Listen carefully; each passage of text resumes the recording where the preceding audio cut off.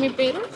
నేను డాక్టర్ ప్రశాంతి అండి. మేము సిటిజన్స్ గరాజ్ అని ఒక వాలంటరీ ఆర్గనైజేషన్ తరపున వర్క్ చేస్తున్నాము.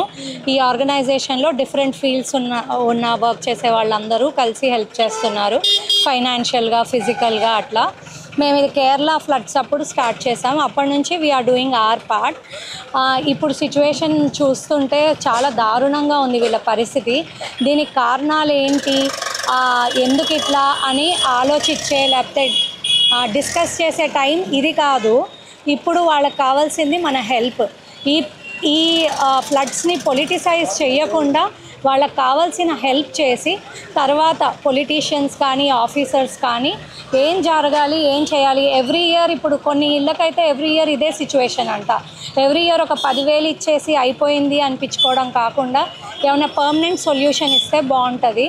దానికి తగ్గట్టే జనం కూడా వాళ్ళకి ఇచ్చిన, ఇప్పుడు మనం వింటున్నాం రాజీవ్ గృహకల్పాలు కానీ లేకపోతే డబుల్ బెడ్రూమ్ ఇళ్ళు కానీ అవి అమ్మేసుకొని డబ్బులకి ఇక్కడే ఉండి మళ్ళీ ఎవ్రీ ఇయర్ ఇట్లా సఫర్ అవ్వడం అది రాంగ్ థింగ్. అంటే రెండు వైపుల నుంచి ఉండాలి. పొలిటీషియన్స్, మన వైట్ కాలర్ అఫీషియల్స్ కానీ పీపుల్ కానీ అందరం కలిస్తేనే ఇది రైట్ వేలో జరుగుతుంది అనుకుంటున్నాం. ఇప్పుడు అంటే చాలామంది నష్టపోయారు కదా, వాళ్ళకి ఏ విధంగా సహాయపడుతున్నారు? ఏ ఫుడ్ లేదంటే మేము 3 days నుంచి క్లోత్స్ ఇస్తున్నాము, తర్వాత బ్లాంకెట్స్, టవల్స్ లాంటివి ఇస్తున్నాము. నిన్నటి నుంచి మేము గ్రాసరీస్, ఫుడ్ ఇస్తున్నాము. ఫుడ్ మ్యాక్సిమం మేము వెళ్ళిన ప్రతి ఏరియాలో గవర్నమెంట్ ఇస్తుంది. గ్రాసరీస్ ఇస్తే అట్లీస్ట్ వాళ్ళు కుక్ చేసుకోవడానికి ఒక 2 days హెల్ప్ అవుతుంది అని గ్రాసరీ స్టార్ట్ చేసాము ఇవాళ. ఆ ఏరియాలో కనీసం మాకు ప్రభుత్వం ఏది ఇవ్వట్లేదు, మాకు తాగడానికి మంచినీళ్ళు కూడా ఇవ్వట్లేరు అని చెప్తున్నారు. దాని గురించి ఇప్పుడు వాలంటరీ ఆర్గనైజేషన్కైనా గవర్నమెంట్కైనా ఎవరికైనా ఇట్లాంటి సిచ్యువేషన్లో ఇట్లాంటి ప్లేస్కి వెళ్ళడం నాట్ అన్ ఈజీ టాస్క్. ఇప్పుడు మేము వెళ్ళాలి అంటే మేము వాలంటరీగా వెళ్ళే ఒక 10 మందికే మాకు కష్టం అవుతుందంటే గవర్నమెంట్ నుంచి రావాలి అంటే ఒక హయ్యర్ అఫీషియల్ నుంచి లోవర్ అఫీషియల్ వరకు అందరూ సిన్సియర్గా వర్క్ చేయగలగాలి. That is not possible. అది ఎక్కడా పాసిబుల్ కాదు. సో అట్లాంటప్పుడు there might be few flaws, కొన్ని జరుగుతుండొచ్చు. కానీ మేము చూసాము రామన్నపేట, దాన్వాయిగూడెం ఈ ఏరియాస్లో అయితే వాళ్ళకి అందాయి. మా కళ్ళ ముందే మేము పంచుతుంటే చూసాం. ఒక 100 చోట్లలో ఒక 5-6 ప్లేసెస్ 10 ప్లేసెస్ మేము మిస్. అది చాలా కామన్ విషయం. అంటే I feel sorry for them. But ఇది ఎవరు తప్పు అనే కంటే ఏం చేయాలో ఆలోచించడం బెటర్. కానీ ఇప్పుడు ఎవరైనా డొనేషన్ చేస్తే మాకు లోపల దాకా రావట్లేరు, పైన రోడ్ పైన ఇచ్చేసి వెళ్తున్నారు, మాకు లోపల అసలు ఎవరికి అందట్లేవు అని చెప్తున్నారు. అది ట్రూ అండి. దాన్ని మేము కూడా 3 days నుంచి ఫేస్ చేస్తున్న ప్రాబ్లమే. ఎవరైతే యాక్టివ్గా ఉంటారో, ఎవరైతే కొంచెం గట్టి వాయిస్ ఉన్నారో వాళ్ళు మాత్రం ముందుకొచ్చి అన్నీ కలెక్ట్ చేసుకుంటున్నారు.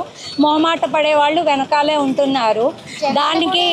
దానికి జనం సహకరించాలి కదా. ఫస్ట్ వాళ్ళకి అవేర్నెస్, అంటే వాళ్ళని అనలేమేమో, బికాస్ వాళ్ళకి అవేర్నెస్ లేదు ఒకటి, ఎట్లా చేయాలి అనే. తర్వాత వాళ్ళ నెసెసిటీ కూడా అంతే ఉంది. మేము దానికోసమే ఇవాళ వేరే ఏదో చిన్న కాన్సెప్ట్ ట్రై చేస్తున్నాము. అందరింటికి ఒక్కొక్క స్లిప్ ఇచ్చి స్లిప్ తెచ్చిన వాళ్ళకే ఇద్దామనుకుంటున్నాము. చూడాలి హౌ ఇట్ వర్క్స్. అంటే మేము వెళ్ళి చూసాము, మా దగ్గరికి ఏ రాజకీయ నాయకులు రావట్లేరు, అసలు ఎవరు ఏ హెల్ప్ చేయట్లేరు. కనీసం నిన్న సీఎం గారు వచ్చి కూడా రోడ్డు నుంచి హాయ్ చెప్పి వెళ్ళిపోయారు, లోపల దాకా ఎవరు రావట్లేరు అని అంటున్నారు.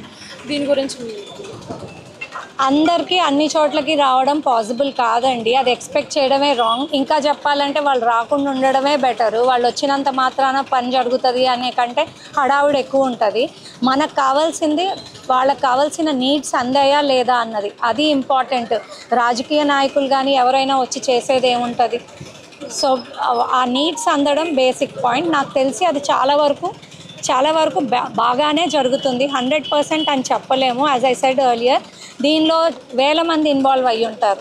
ఆర్డర్ ఇచ్చిన సీఎం గారు, కలెక్టర్ దగ్గర నుంచి కింద వర్క్ చేసే బేసిక్ మున్సిపల్ ఎంప్లాయీ దాకా ఇంతమంది న్యాయంగా ఉండాలి అని ఎక్స్పెక్ట్ చేయడం కూడా రాంగే కదా. సో కొన్ని అవకతవకలు ఉండడం అనేది కామన్. అట్లీస్ట్ మన అయితే ఇట్లాంటి వాటికి అలవాటు పడే ఉన్నాం. మనకు అది తెలిసి ఎట్లా జరుగుతుంది అన్నది.